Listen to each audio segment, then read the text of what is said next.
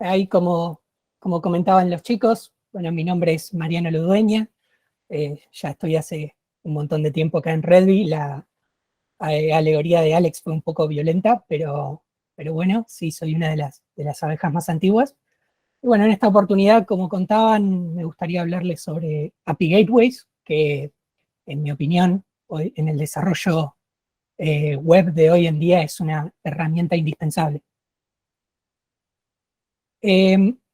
Puse que era una historia de Internet, para ser más específico, es una historia de la web, porque el origen de los API Gateways está ligado a la historia de la web en sí misma. Todos conocemos el nacimiento de la web con Tim Berners-Lee, en el CERN y demás. En particular, me gustaría enfocarme en los servidores web, ¿no? Poner foco ahí. En un principio, el contenido que se consumía por Internet era completamente estático, eran archivos HTML con el contenido fijo, no existía CSS, no existía JavaScript, no existía nada de eso.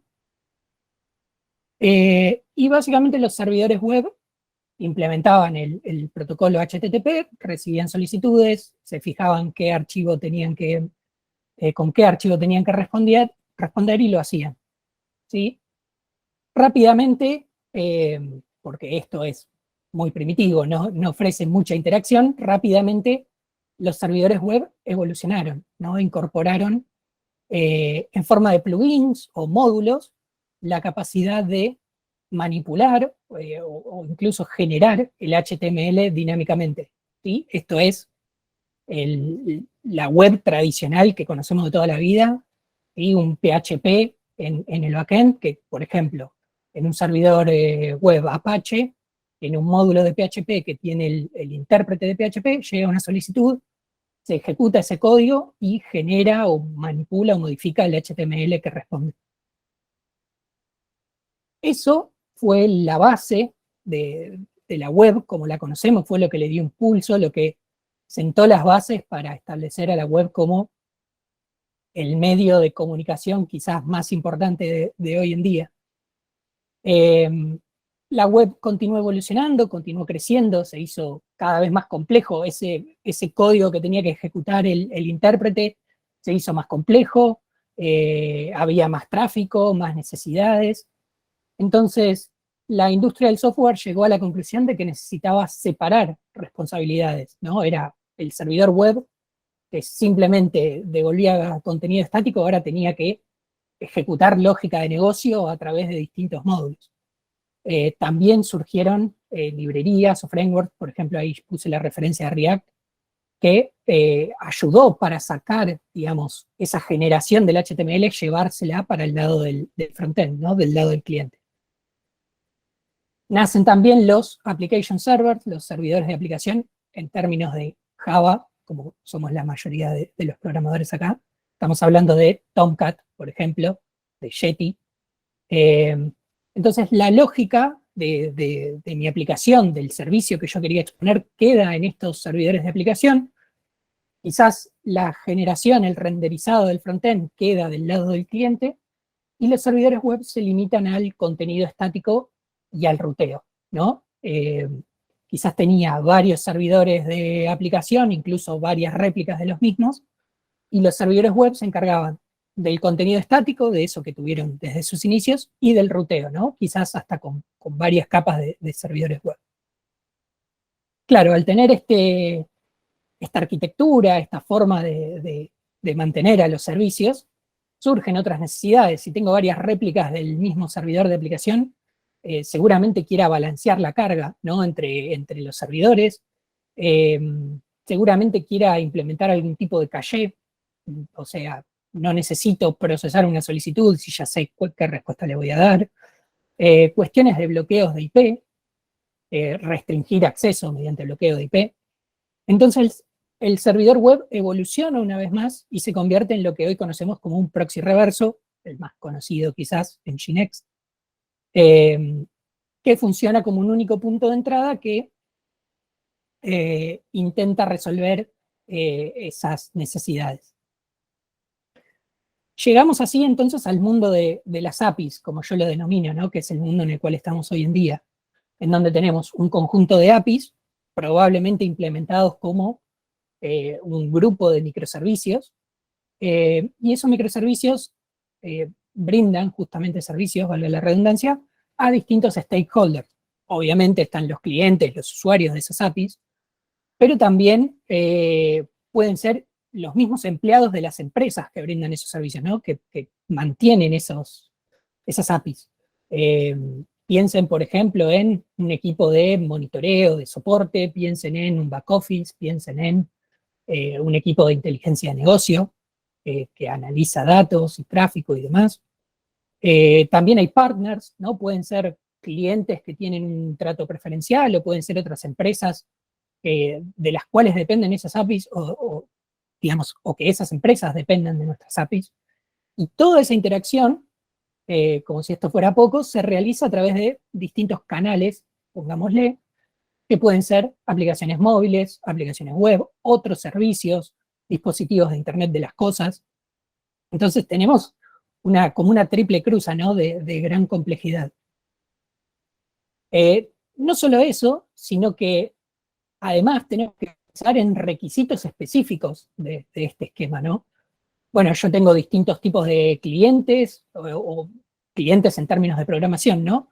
Pueden ser usuarios, pueden ser empleados, pueden ser los socios, y seguramente necesite un esquema para autenticar, autenticar esos clientes y ver y autorizar, ¿no? Ver qué es lo que pueden y no pueden hacer. Hay cuestiones operativas, ¿no? La evolución de esas aplicaciones, cómo las voy a gestionar. Voy a hacer canary releases, voy a hacer blue-green deployment. También hay cuestiones digamos, el modelo de negocios de esas APIs, ¿no? Rate limiting y facturación. Es decir, cómo voy a limitar el uso de esas APIs y cómo voy a cobrar por el uso de esas APIs. Entonces, estamos en un mundo que tiene toda esta complejidad, esta cruza y estas necesidades específicas. Entonces, el próximo paso en la evolución de los servidores web es el API Gateway. Habíamos llegado hasta el proxy reverso y ahora avanzamos hacia un proxy reverso especializado, o sea, lo que ya teníamos de antes, el ruteo, el servir contenido estático, bloqueo de direcciones IP, balanceo de carga, le sumamos también funcionalidad para poder resolver estos temas, ¿no? Autenticación, rate limiting y demás. El API Gateway, entendido como un patrón, es simplemente eso, es un único punto de entrada que expone un API hacia afuera para los distintos clientes, ¿sí? Puede ser, de nuevo, una aplicación web server-side render, o sea, una aplicación web tradicional, pueden ser aplicaciones web, aplicaciones, digamos, SPA, aplicaciones nativas, y del otro lado están ruteando hacia distintos servicios, ¿no? E incluso puede existir en algunos casos hasta una traducción de protocolo, ¿no? Bueno, los clientes se comunican de una forma, pero hacia los servicios los redirijo de otra. ¿Cómo funciona un API Gateway? ¿Cuál es el ciclo de una solicitud, como se le dice? Bueno, un cliente realiza una solicitud, esto es un request HTTP, imagínense, común y corriente, llega al API Gateway, y el API Gateway tiene configurada N routes, ¿no? Rutas serían, yo acá en el centro puse una base de datos como para simbolizar algún repositorio en donde vive toda esta configuración del API Gateway. La ruta es lo que le va a decir, digamos, qué criterios tiene que aplicar el API Gateway para saber si tiene que hacerse cargo o no de esa solicitud y a quién redirigirlo. Coincide con una ruta, entonces pasamos al próximo paso. Toda esa funcionalidad que yo les comentaba, autenticación, rate limiting, facturación y demás, todo eso está implementado en un API Gateway a través de plugins, es decir, el API Gateway nos da lo básico y nosotros componemos mediante plugins todas las cosas que necesitamos. Esos plugins pueden o no manipular esa solicitud, la pueden alterar, y finalmente llega hasta lo que llamamos un upstream. Un upstream es una abstracción que se encarga de redirigir finalmente esa solicitud al servicio destino, ¿no? Que en este caso está representado con este recuadro azul que dice API, ¿sí? Que sería, imagínense, un microservicio en Spring Boot, por ejemplo.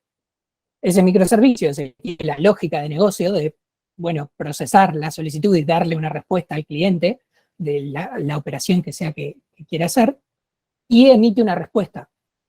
Antes de responder, el API Gateway de nuevo vuelve a revisar qué plugins, porque así como hay plugins que actúan sobre la solicitud, hay plugins que actúan sobre la respuesta, puede o no modificar esa respuesta y finalmente llega hasta el cliente. Me gustaría hacer una breve demo. Yo acá tengo levantado mediante un Docker Compose un API Gateway que se llama API6, que está respaldado por la Fundación Apache, que lo van a ver acá, sería este. Y este API Gateway en particular utiliza como base de datos etcd, que es una base de datos clave-valor similar a la que usa Kubernetes, y proporciona también un dashboard que no es más que una UI para poder interactuar de manera más amena con el API Gateway. Por supuesto, tiene un API REST que se puede utilizar para utilizar por línea de comandos. Y en este caso, la demo que vamos a hacer es, yo tengo mi microservicio, este es mi microservicio de negocios, ¿sí? Personajes de Star Wars. Y como ven, no sé si se llega a ver por la indentación, pero este microservicio no está expuesto a través de Docker a mi host local. Es decir, yo no tengo forma de acceder a este contenedor desde afuera. Y es un microservicio común y corriente que expone un API en el puerto 8080, pero yo no tengo acceso. Me tomé el tiempo de preconfigurarlo, ¿sí? Para no perder tiempo acá en la demo. Yo ya tengo configurado mi API Gateway, pero se los quiero mostrar rápido. Recuerden lo que les dije, ruta, plugins y upstream. Vamos a empezar por el upstream. Yo tengo acá el upstream que creé, el número 1, y este upstream es el que finalmente redirige al servicio que corresponda. Si se fijan, el nombre del host coincide con el nombre del contenedor de Docker, ¿sí? Puerto 8080. Es decir, yo no tengo acceso desde el host, pero como el API Gateway está en la misma red, sí tiene acceso. Y mi API Gateway sí está expuesto a través de Docker hacia mi host. Acá se pueden configurar otro tipo de cosas, por ejemplo los timeouts, por ejemplo el tipo de balanceo de carga que va a ser, en este caso run robin y demás. Les voy a mostrar ahora el service. ¿Qué es el service? Que esto no se los comenté, es la abstracción que te da API6 para vincular un conjunto de plugins con un upstream en particular. Entonces, vamos a ver el detalle. Fíjense que el upstream que está configurado es el que vimos recién, el 1, ¿sí? Entonces, va a vincular todos estos plugins, 1, 2, 3 plugins, con este upstream. ¿Cuáles son los plugins? Hay uno de CORS que básicamente va a establecer estos headers en la respuesta. Hay un plugin que va a implementar una validación de autenticación por API Key. Y hay otro plugin que simplemente va a generar en este header un ID único por cada solicitud.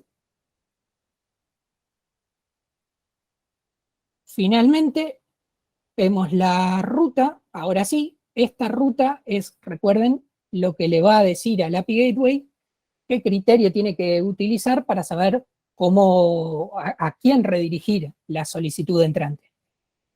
Fíjense que acá lo estoy vinculando con el servicio que vimos recién, el 1, y le estoy diciendo que las solicitudes que lleguen a alguna de estas dos URIs, fíjense que esta tiene un comodín al final, con alguno de estos métodos lo tiene que redirigir a este service.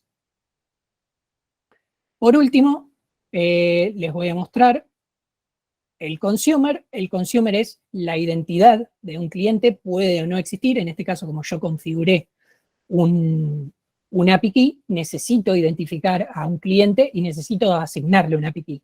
Entonces, en este caso, yo creé uno y le asigné este API key, ¿sí? Consumer key 1.